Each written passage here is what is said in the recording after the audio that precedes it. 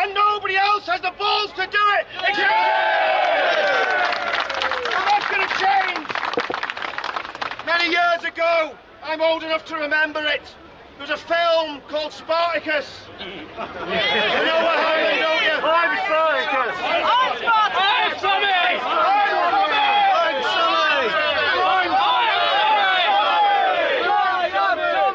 The thing is, everyone got crucified at the end of Spartacus. That's the price you pay.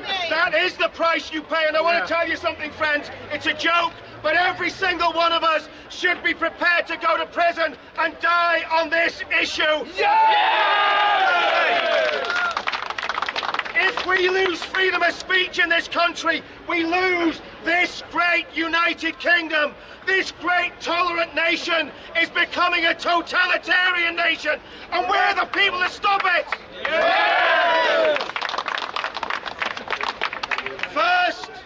First they came for Salman Rushdie. Nobody said anything. Then they came for Theo van Gogh, and they killed him.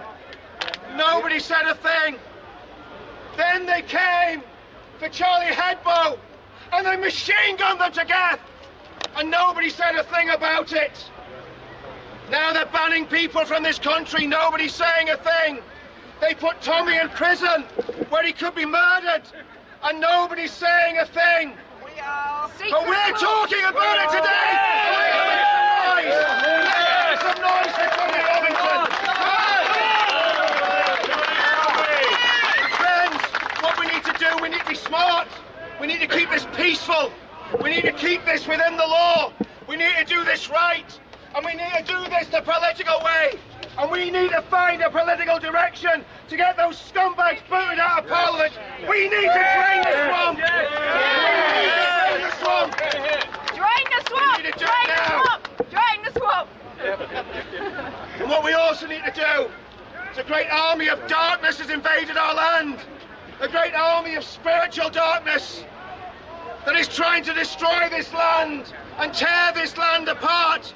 And that army of darkness is made up of Islamic supremacists who want to take over this state and turn it into a Sharia Islamic state. We're not going to let them! No! It's not going to happen. There will be no Sharia, and we want to see the Sharia courts closed down. We want to see it. And why was Tommy grabbed? Why was he arrested and why was he locked up? Let's be honest, because he was standing against Islamic, racist rape gangs. He was standing against them. It's believed that up to 1 million girls and women in this country have been raped by the so-called grooming gangs. They're not grooming gangs, they're rape gangs. Terrorists. And friends, we need to uncover the networks. We need to find out about who is pulling the strings of these Islamists.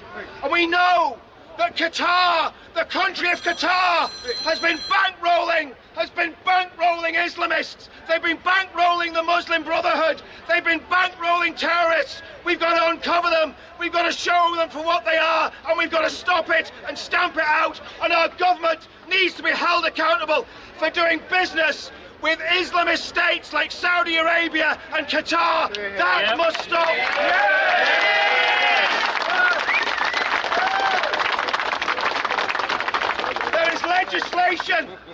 There's legislation getting passed in this country that will get you 6 years in prison for saying the things that I have just said. In 6 months' time, I take 6 years as well. I take 60 years. We've got to be ready to go to the wire on this one. Friends, we've got to start fighting back. We've got to start writing to our MPs. We've got to start finding out why the mainstream media runs and hides. Why does the mainstream media not cover the thousands of people that are taking to the streets about this? Exactly, they're cowards. They're cowards. I want to tell you something. I'm going to get my friends up to speak now, but I want to tell you something. There's a groundswell in this country. We're on the crest of a wave, and we are going to win.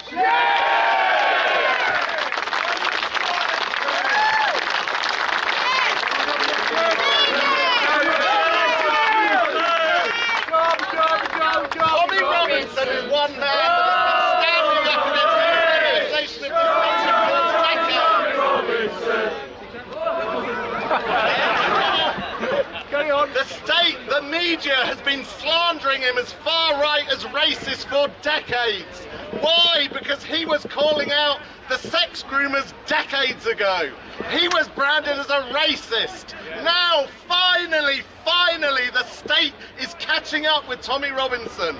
Finally, the government has instigated an inquiry into the mass sex grooming. Will that inquiry have any balls? No. We have to see.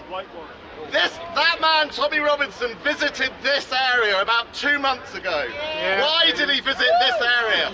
Because the bastards have been trying to Islamize this area. They have been trying to take over and control Speaker's Corner, just like they are doing across the country, with their bullying, with their intimidation, with their threats of violence, with their actual violence. People have been spat upon, kicked, punched, chased out the park, and I'm afraid to say the police do very little. They stand aside.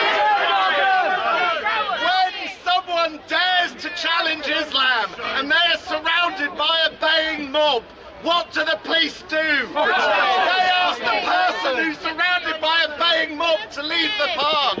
It's happened with Tan twice. It's happened with Joseph Curran once. It happens all the time.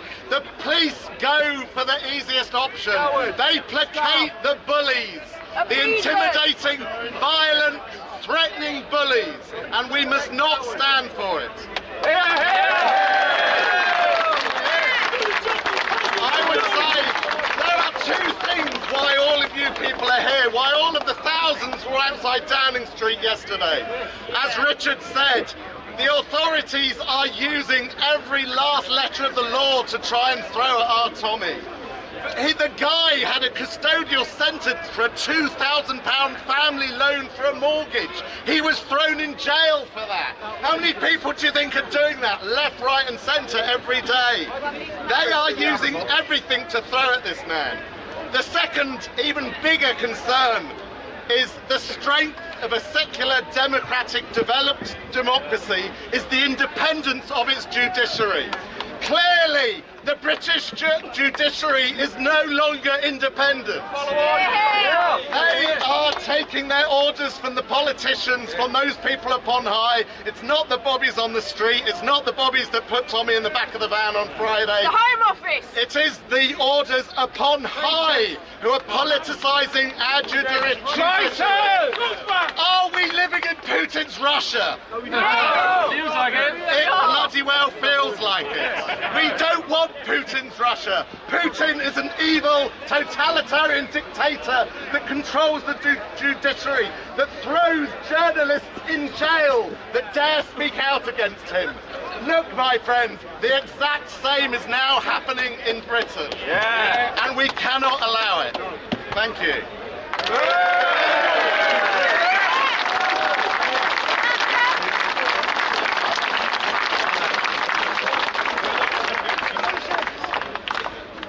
I'm not used to I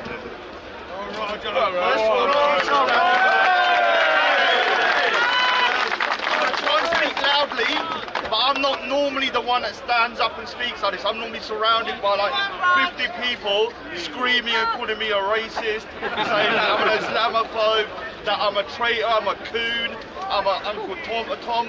And so, you know, 3 or 4 weeks ago, I went to the Day for Freedom, and I think Tommy Robinson's event was amazing. I met Tommy and I spent 5 hours with him. And for everybody in the media and everybody saying he's a racist, I'm telling you straight now, he is not a racist. That's true. Yeah, I've spoken to him and I know him now, and he's an amazing guy. One of the things was that I knew from that day he's going to be targeted because it was such a successful event, that now they're going to be using him as a scapegoat and to try and silence him. I don't speak for the Sikh community. A lot of Sikhs don't like me. Fair enough, I don't care. Yeah, I'm an individual. I don't think as a group.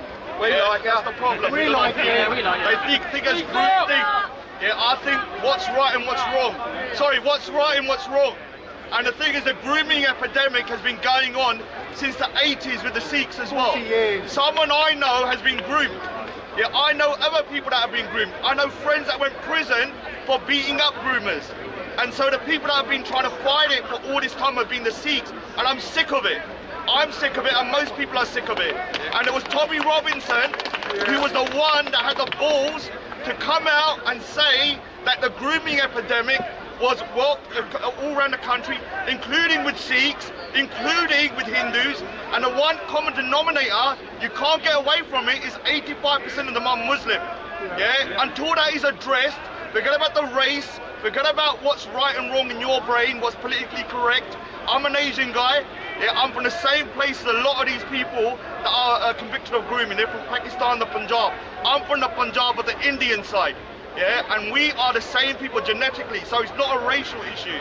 I am speaking up against something that is a disgrace to the country, and Tommy Robinson, in my opinion, is a hero. And in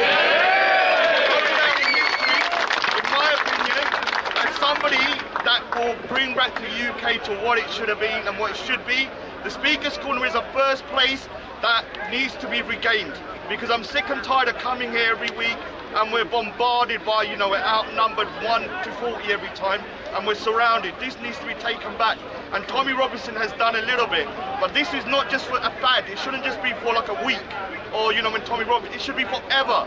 In the winter, when it's raining, when we're here, and it's, you know, we've got umbrellas up and it's like minus whatever and we're still here. It's about regaining Speaker's Corner, because once this is lost, the whole of the UK will be lost. Yeah. Another thing is that I got the nickname Tommy Robinson as an insult, yeah? I didn't choose it. They chose it for me. I take pride in it now. So, you want to call me Tommy Robinson? Great. Well done.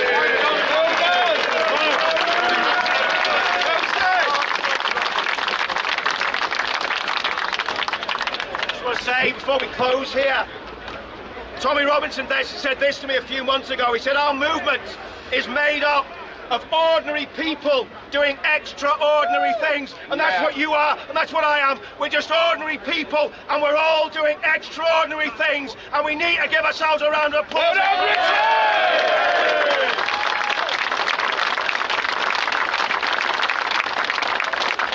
There's a Facebook page been set up by one of my friends here. It's called Free Tommy Robinson. It's had hundreds of thousands of hits. It's got a crowdfunder on it to try and raise money for his legal fees. Get behind what this man's doing. Let's support Tommy. Let's get Tommy out and let's see a great victory. Because remember, next time it could be me or you getting arrested and locked up. Thank you for coming. God bless you all. We're going to take off.